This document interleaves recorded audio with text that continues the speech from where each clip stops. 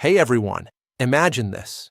Thousands of years ago, before wheels, before writing, before even farming in many places, people dragged massive stones across deserts and plains, erected them with incredible precision, and aligned them perfectly with the stars, the sun, and the moon. Why? What drove our ancestors to build these cosmic calendars in stone? Today, we're diving into one of the coolest mysteries of human history: how ancient civilizations engineered monumental structures to track the heavens.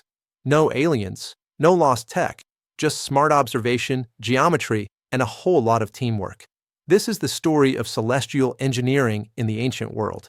Let's kick things off with the oldest known example. Deep in the Sahara Desert, in southern Egypt, there's a place called Nabta Playa, around 7,000 to 6,500 years ago. Think about that. That's over 1,000 years before Stonehenge. These nomadic herders built a stone circle and alignments that tracked the summer solstice and possibly bright stars like those in Orion's belt. Picture this: a small circle about 12 feet across, with lines of megaliths radiating out, some stones hauled from over a mile away.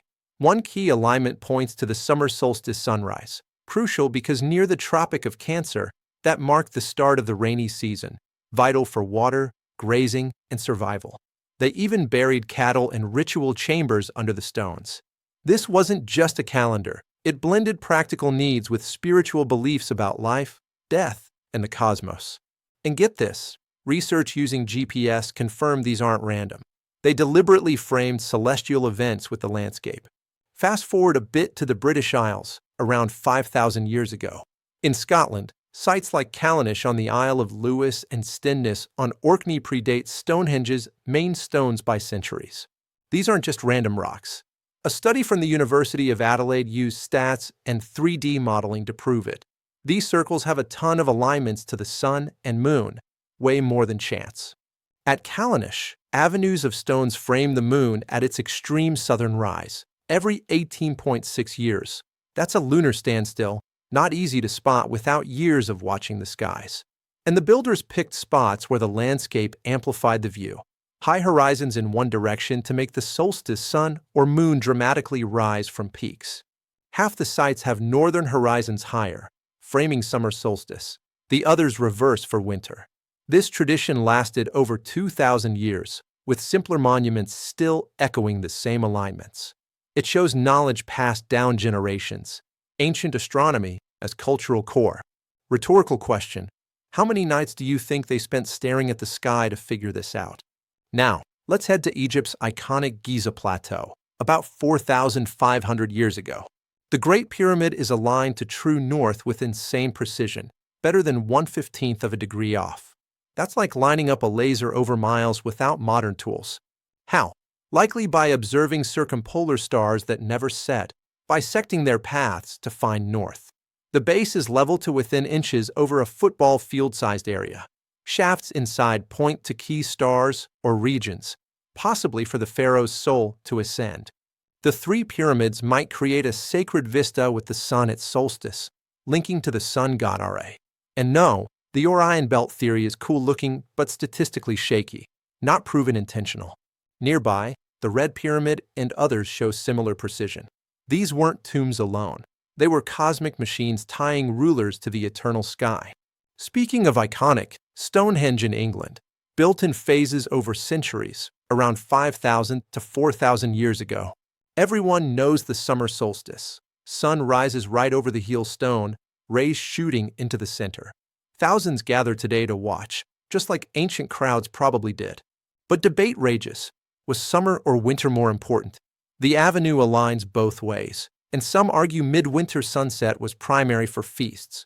We found pig bones suggesting big winter gatherings. Stonehenge tracked multiple events: solstices, maybe equinoxes, lunar cycles. It evolved as knowledge grew, a living observatory for seasons, rituals, and community. Quick note on a site that's even older: Göbekli Tepe in Turkey, 11,500 years ago, monumental before farming. Carved pillars with animals, but no solid evidence it's astronomical. Claims of comet records or observatories are speculative. Archaeologists say wait for more proof. So, how did they do all this without fancy gear? Simple: patient skywatching. Tracking sunrise/sunset points over years. Heliacal risings of stars for seasons, lunar extremes. Basic geometry. Knotted ropes for circles and right angles, plumb bobs for verticals. Organized labor. Communities coordinating to move tons of stone. Leverage, ramps, sheer persistence. Stats now confirm intentionality. Alignments beat random odds big time. Why bother? Survival and spirit. Accurate seasons meant better farming, hunting. Celestial events tied to gods, fertility, ancestors, practical and profound. B-sites popped up independently worldwide because watching the sky is universal human stuff. From Africa to Europe, we all saw the same stars and turned them into stone. The real wonder? No lost super tech needed. Just clever humans like us, observing, calculating, building legacies. So, what do you think? Would you camp out for years to track the moon? Which site blows your mind most? Drop it in the comments. If this fired you up about ancient skies, hit like, subscribe for more history deep dives, and ring the bell. Thanks for watching. See you next time under the stars.